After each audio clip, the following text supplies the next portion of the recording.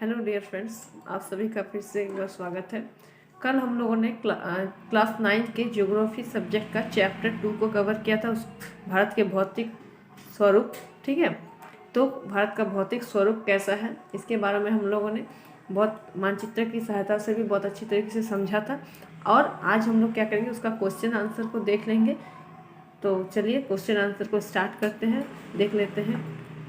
ठीक है, ये आपका भारत का वो मानचित्र है जिसमें आपका हिमालय का भाग दिया गया है, मरुस्थलीय भाग दिया गया है, तटीय भाग दिया गया है, प्रायद्वीपीय भाग, मैदानी भाग, ये सारी आपका यहाँ दिया गया है। कल हम लोगों ने इस पर चर्चा भी की थी और मैपिंग के द्वारा समझाई भी गई थी। तो आप लोग इसको देख सकते हैं। ये आपका हिमालय वाला भाग है, हिमालय पर्वत वाला, ये उत्तरी मैदान वाला, इधर आपका मरुस्थलीय भाग है। ठीक है, इधर आपका ढक्कन का पठार है, यहाँ देख सकते हैं। ये आपका तटीय मैदान है, तटीय भाग है। ठीक है, तटीय भाग है। तो ये सारी चीज़ें हम लोगों ने कल समझ ली थी। आज हम लोग फिर से एक बार क्वेश्चन आंसर को देख लेते हैं। चलिए क्वेश्चन आंसर, इसमें कुछ ऑब्जेक्टिव पहले क्वेश्चंस दिया गया है, तो चलिए इसको समझ लेते हैं। ठीक है, यहाँ एक स्थलीय भाग जो 3 ओर से समुद्र से घिरा हो उसे क्या कहता है? तो प्रायद्वीपीय भाग उसे कहा जाता है। ठीक है, जो तीनों ओर से समुद्र से घिरा हो और एक और स्थलीय भाग हो उसे प्रायद्वीपीय कहा जाता है।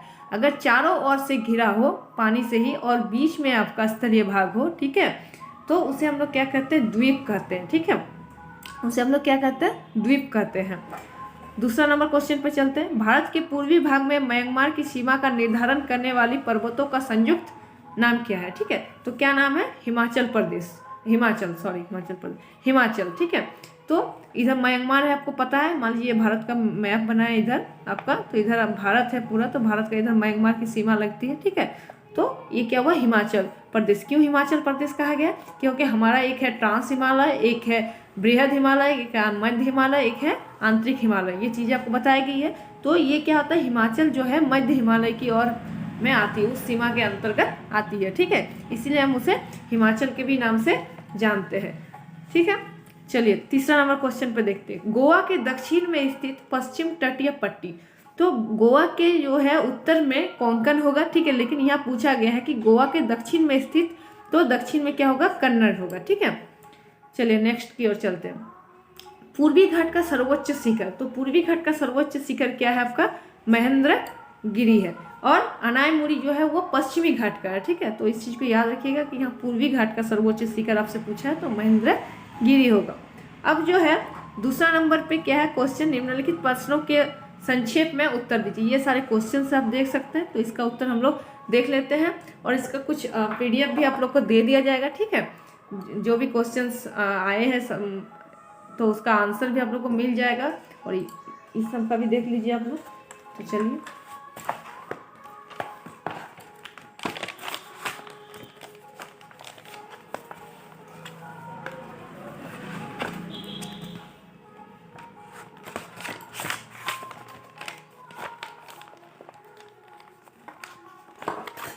चलिए हम लोग देख लेते हैं। ठीक है, यहाँ देख लीजिए, यहाँ क्वेश्चन में आपका दिया गया था कि बावर क्या है? तो बावर यह शिवालिक के गिरिपथ प्रदेश में छोटे बड़े पत्थरों के टुकड़े यानी जलोढ़ का निक्षेप करती है, जमा करती है। ठीक है, जिसे बावर का नाम दिया जाता है। यह प्रदेश कृषि के लिए उपयुक्त नहीं है। ठीक है, यह प्रदेश कृषि के लिए नहीं है क्योंकि यहाँ जो की नदियाँ जो है वो लुप्त हो जाती है, समाप्त हो जाती है। ठीक है, इसलिए यहाँ कृषि का क्षेत्र ये नहीं है। इसके बाद आपका दिया है क्वेश्चन नंबर 2 में, देखिए आप लोग, हिमालय के 3 प्रमुख विभागों के नाम उत्तर से दक्षिण के क्रम में बताइए। ठीक है, तो हिमालय के 3 प्रमुख विभागों के नाम जो उत्तर से दक्षिण के क्रम में है। ठीक है, तो हम लोग उसको भी देख लेते हैं। एक हम लोग कल बात किए थे, ट्रांस हिमालय जो है वो भारत के उस पार है और इस पार हमारा बृहद हिमालय है और एक आपको मध्य हिमालय, एक शिवालिक हिमालय। तो बृहद हिमालय को आंतरिक हिमालय या हिमाद्री या महान हिमालय के नाम से जानते हैं, जो उत्तरी ओर में फैला हुआ है। ठीक है, दूसरा है आपका हिमाचल या निम्न हिमालय जिसको बोलते हैं। ठीक है, मध्य हिमालय दक्षिण की ओर फैला हुआ है और शिवालिक सबसे निचला वाला हिस्सा है हिमालय का, या उसे हम बाहरी हिमालय के नाम से जानते हैं। ठीक है, क्लियर है?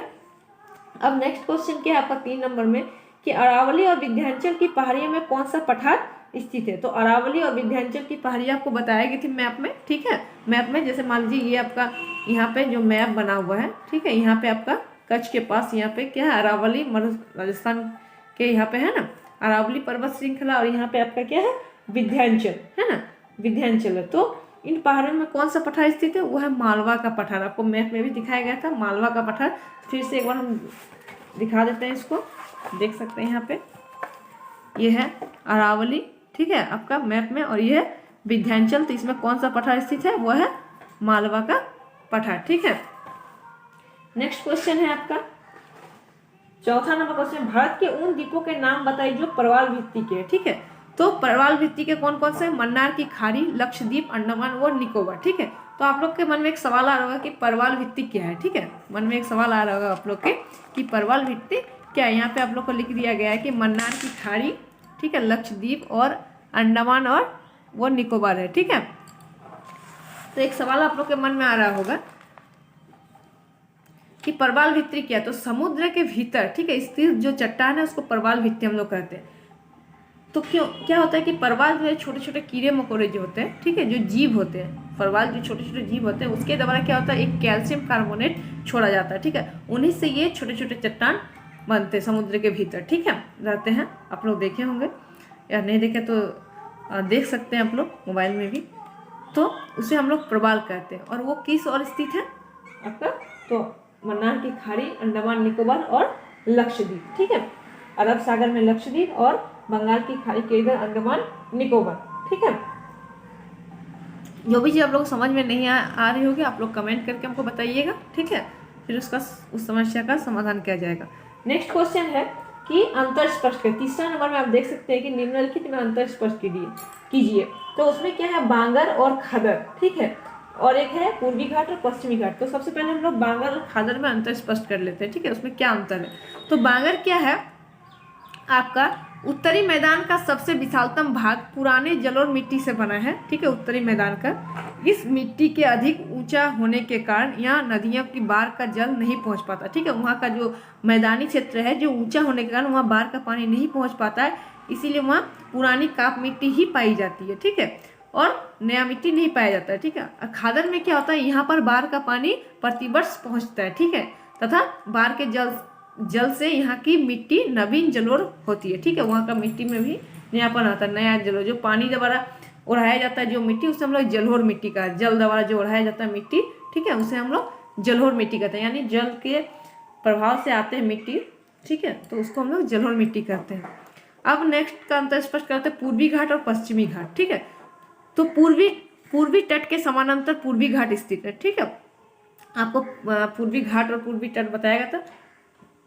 पूर्वी घाट एक सतत पर्वत श्रृंखला नहीं है, ठीक है। पूर्वी घाट की ऊंचाई कम है, कितना है, 600 मीटर है। अब पश्चिमी घाट का देख लेते हैं, ठीक है। पश्चिमी घाट में आप देख सकते हैं कि पश्चिमी घाट पश्चिमी तट के समानांतर स्थित है, ठीक है, और पश्चिमी घाट एक सतत पर्वत श्रृंखला है। पश्चिमी घाट की ऊंचाई कितना है, अधिक है, कितना है, 900 से 1600 मीटर तक, ठीक है। चौथा क्वेश्चन है आपका बृहद हिमालय, ठीक है। चौथा क्वेश्चन में आप लोग देखिए कि भारत के प्रमुख भू आकृतिक विभाग कौन से हैं और हिमालय क्षेत्र तथा प्रायद्वीपीय पठार के उचित लक्षण में क्या अंतर है, ठीक है।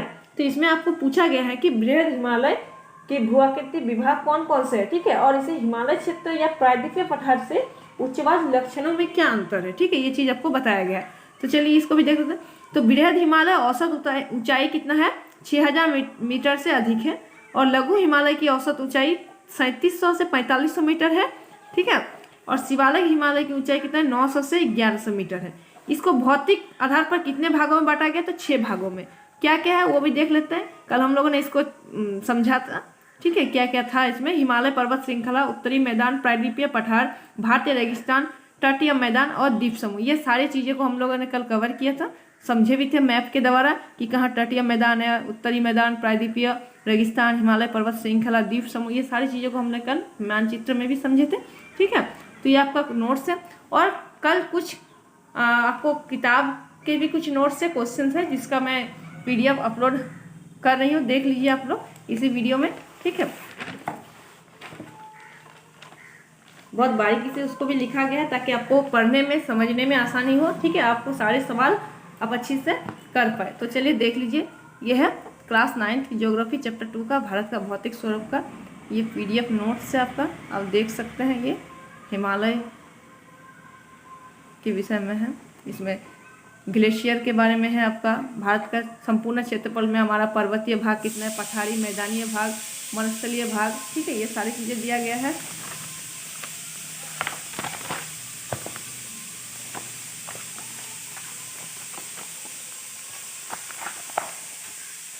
ये आपका वृहद हिमालय की चोटियां दिया गया कि पाकिस्तान से अरुणाचल प्रदेश तक कैसे फैली हुई है, क्या क्या चोटियां हैं, कौन कौन से।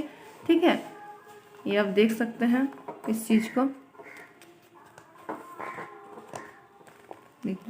ये नदी, ये पठार के बारे में है आपका, है पठार किसे कहते हैं, सारी चीज़ें।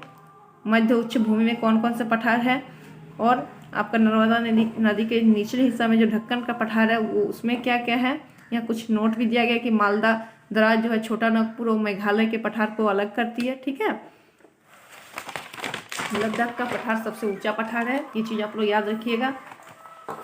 मध्यवर्ती उच्च भूमि का पठार है एक, देख लीजिए इसमें कौन कौन से आता है। ढक्कन का पठार में भी देख लीजिए कौन कौन से, कल हम लोगों ने इसको विस्तारपूर्वक चर्चा भी की थी।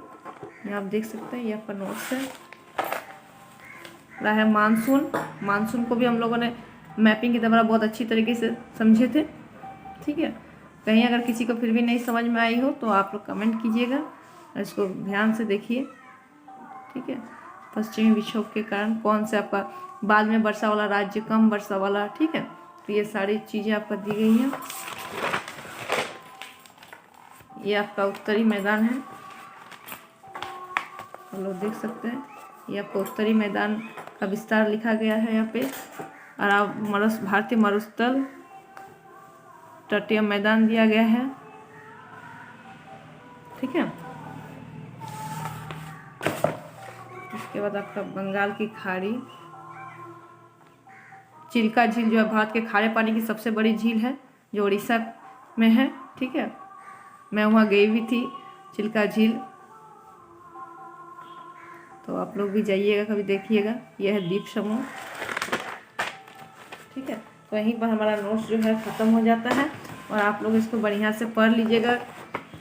वीडियो को अगर अच्छा लगे तो लाइक कर दीजिएगा, चैनल को सब्सक्राइब कर दीजिएगा और बेल आइकन को भी प्रेस कर दीजिएगा ताकि आपको नोटिफिकेशन सबसे पहले मिल जाए और आगे का क्लास अब चैप्टर 3 कर लो। Thank you.